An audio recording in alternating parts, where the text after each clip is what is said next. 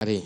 Menyambung pertanyaan 2 minggu yang lalu, pernah ada pertanyaan tentang seorang ibu yang sakit hati karena anaknya diboncengi ke pengajian tidak ikhlas.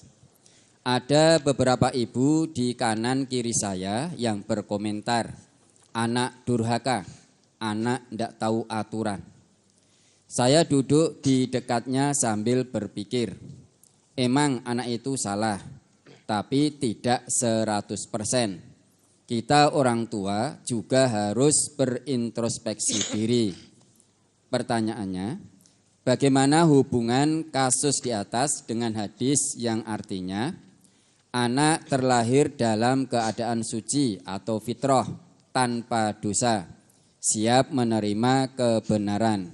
Orang tua berperan krusial membentuk keyakinan dan karakter anak menjadi Yahudi, Nasrani atau Majusi. Memang setiap anak, ya termasuk kita ini juga. Dulu terlahir dibekali fitrah. Fitrah itu bukan sebatas suci, tapi kesiapan dan kesanggupan untuk mengikuti agama tauhid. Itu fitrah. Bukan hanya sebatas tidak punya dosa. Memang betul bayi yang baru lahir jelas tidak berdosa. Tidak punya dosa. Bersih suci dari dosa. Tapi fitrah itu bukan hanya sebatas itu. Fitrah itu kemauan, kesanggupan, kemampuan untuk beragama tauhid. Untuk menjalankan agama tauhid yaitu Islam. Itu fitrah. Tapi fa'abawahu yuhawwidanihi au yunassiranihi au yumajjisanihi. Kedua orang tua itu bisa kandung bisa tidak. Siapa yang mengasuh? Makanya hadisnya pakai fa'abawahu, bukan fawalidahu. Kalau hadis itu pakai fawalidahu berarti kedua orang tua kandungnya. Ayah disebut walid, ibu walidatun, hasil dari wiladah, kelahiran. Maka walid itu orang bapak kandung, walidah ibu kandung, walidani kedua orang tua kandung. Karena dari walid dan walidah ini ada wiladah, ada kelahiran. Maka hadis itu fa'abawahu, orang tuanya, bisa orang tua kandung, bisa orang tua asuh, bisa siapapun yang mendidik sejak kecil. Karena ada toh apalagi di zaman modern ini. Hubungan zina lahir di gua. Taruh di teras orang lain. Jika orang tuanya tidak tanggung jawab, buang di sampah, ditemu oleh orang, dirawat, diopeni. Nah, ini bukan orang tua kandungnya. Maka siapapun yang mendidik anak itu sejak kecil, dia bertanggung jawab. Apakah akan menjadikan dia Nasrani, Yahudi, Majusi, dan lain sebagainya. Atau menjadi Muslim. Sekalipun demikian, anak tersebut sudah diberi fitrah oleh Allah. Fitrah itu condong pada keimanan. Meskipun dididik dalam keadaan Yahudi, Nasrani, Majusi, tapi anak itu nanti seiring dengan berkembangnya waktu, bertambahnya usia, fitrahnya pasti menjadikan hatinya gelisah terkait kebenaran. Akan gejolak dan dia akan mencari kebenaran. Mencari siapa Tuhan yang hak. Itu fitrah. Nah, terkait peristiwa kemarin, ibu itu sudah mendidik anaknya dengan baik. Diajak ngaji, dididik sejak kecil, dikenalkan Allah, kenalkan Rasulullah, kenalkan akhlak yang karimah. Ibu itu sudah melaksanakan kewajibannya dengan baik. Sudah bebas dari tanggung jawab karena sudah mendidik sedemikian rupa. Bukan berarti ibu kemarin belum mendidik anak, sudah dididik. Bahkan diajak ngaji.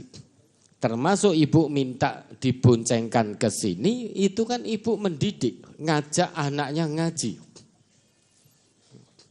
Anaknya malah mencu-mencu. Mencui apa? Ya, malah enggak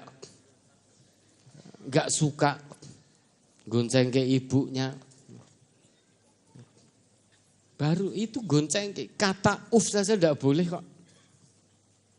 Gonceng ke malah ngomong mboten seneng kula, gonceng ke jenengan ngene-ngene lho. Berkata saja enggak boleh. Dan anak itu pasti sudah tahu perkataan saja dilarang oleh Allah. Tapi dia marah-marah seperti itu, menolak boncengkan ibunya. Ini ibu sudah mendidik dengan sangat baik. Kemudian anaknya bersikap seperti itu, kalau tidak berubah, sudah bersikap diingatkan lagi oleh ibunya, didoakan oleh ibunya. Kurang baik apa ibunya? Nduk aja ngono kene-ngene, itu tidak baik. Kewajibanmu bakti pada orang tua, anak ngeyel, malah tambah marah. Kalau sudah seperti ini, maka durhaka ini pada orang tua. Dan Allah tidak akan melihat anak yang durhaka pada orang tua pada hari kiamat. Nabi kita bersabda, salah satun la yanzurullah ilaihim yaumal qiyamah. Ada 3 jenis manusia yang kelak di hari kiamat Allah enggak sudi melihatnya. Langsung seret cemplung ke neraka. Yang pertama, anak yang durhaka pada orang tuanya. Al-aqu liwalidayhi. Durhaka pada kedua orang tua. Pada salah satu atau kedua-duanya.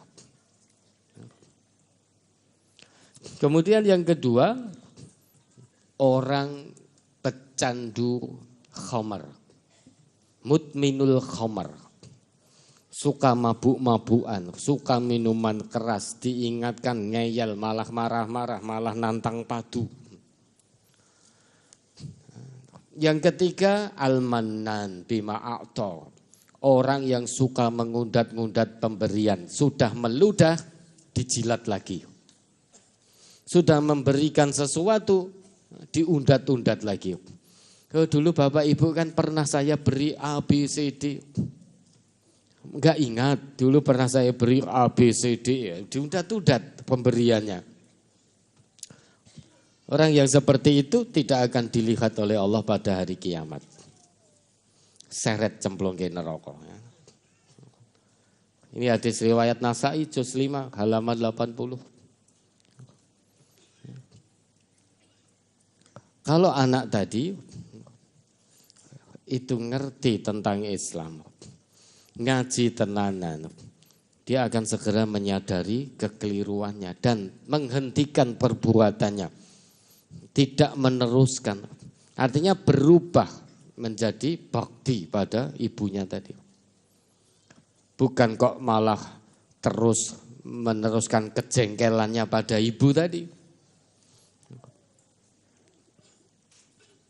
Orang yang bertobat itu menyadari kekeliruannya, durhaka pada orang tua, terus kemudian walam yusirru ala ma fa'alu. Tidak melanjutkan apa yang telah dilakukan. Mohon ampun pada Allah, minta maaf pada orang tua. Minta ridhonya, ingat ridho Allah fi ridhoil walidain. Wa sakhatullah fi sakhatil walidain. Keridhaan Allah itu tergantung keridhaan orang tua pada anaknya. Murkanya Allah itu tergantung murka orang tua pada anaknya. Lah peristiwa pertanyaan 2 pekan lalu, itu ibu kan sampai ngendika, saya betul-betul kecewa Ustadz dengan anak saya. Berarti tidak ridho ini. Ibu itu betul-betul tidak ridho. Maka Allah pun juga tidak ridho pada anak itu. Sampai kapan? Sampai ibunya ridho. Sampai ibunya ridho, sampai ibunya memaafkan. Inilah kedudukan orang tua di mata Allah. Sangat-sangat mulia. Bahkan perintah bakti pada orang tua sampai Allah gandengkan langsung perintahnya dengan menyembah hanya kepada Allah. Wa qadha rabbuka alla ta'budu illa iyyahu wa bil walidaini ihsana. Langsung itu datang berturutan. Setelah Allah perintahkan jangan kamu menyembah kecuali hanya kepada Allah, langsung datang perintah berikutnya. Dan kepada kedua orang tua berbuat baiklah, berbaktilah. Itu kedudukan orang tua itu sangat mulia di hadapan Allah. Sampai Allah harus gandengkan, sehingga Allah gandengkan dua perintah berturutan. Dia sholat tapi durhaka pada orang tua, sholatnya enggak bermanfaat di mata Allah. Dia haji umroh tapi durhaka pada orang tua, haji umrohnya enggak ada nilainya di hadapan Allah. Dia puasa Ramadan tapi durhaka pada orang tua, puasa Ramadannya tidak ada nilainya di hadapan Allah. Dia korban sebentar lagi, korban sapi sak kontainer lah.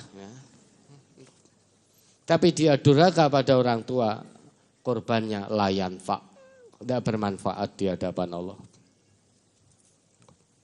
Bukan lantas kita berpikir, oh kalau begitu saya tidak usah sholat sekalian, tidak usah puasa Ramadan, tidak usah korban, tidak usah haji umroh, padahal mampu. Yang dihentikan sholatnya, puasanya, ini jahil murakkab. Yang dihentikan itu durhakanya, bukan sholatnya, bukan puasanya, bukan korbannya. Tapi durhakanya dihentikan, jangan diterus-teruskan. Biar sholatnya ada nilai. Sholat tapi durhaka, mungkar tau durhaka itu. Padahal sholat itu tanha anil fahsya wal mungkar. Gimana sholat seseorang akan punya nilai di hadapan Allah kalau orang itu durhaka kepada orang tua. Durhaka pada orang tua itu perbuatan mungkar. Bukan sholat yang dihentikan, tapi durhakanya yang dihentikan. Memang betul ibu-ibu ya, bapak ibu semuanya. Setiap bayi itu lahir suci, siap beragama tauhid.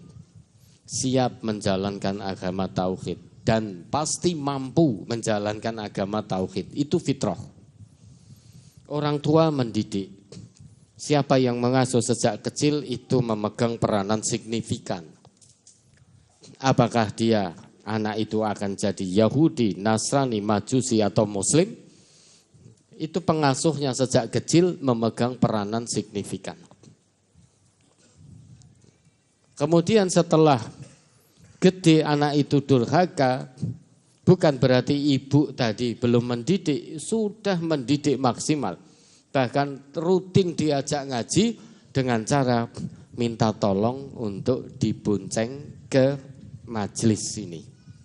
Tapi anaknya marah-marah. Padahal ibu dulu mengandung melahirkan saja ibu tidak pernah marah. Kowe ngopo to nduk ndadak ning wetenge ibumu barang ngabot-ngaboti wae. Ndak pernah itu ibunya begitu. Begitu melahirkan kesakitan toh nyawa juga ndak marah-marah.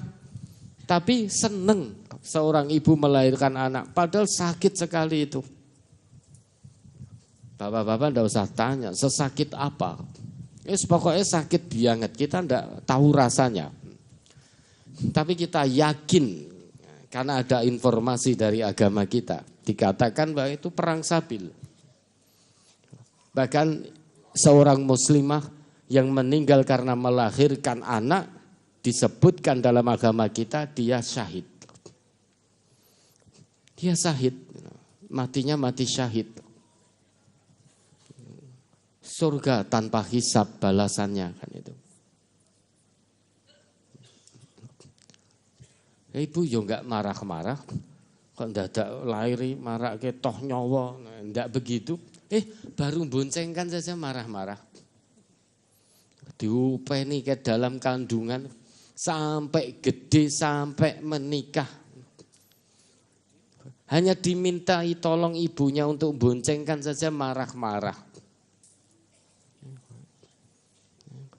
Coba bayangkan anak saat ini semacam itu. Mung dijaluki tulung ibu Duk, boncengkan ke Ahad pagi setiap Ahad pagi ya. Marah coba. Enggak suka coba. Terbuat dari apa hati putrinya kemarin itu? Kok keras sekali hatinya.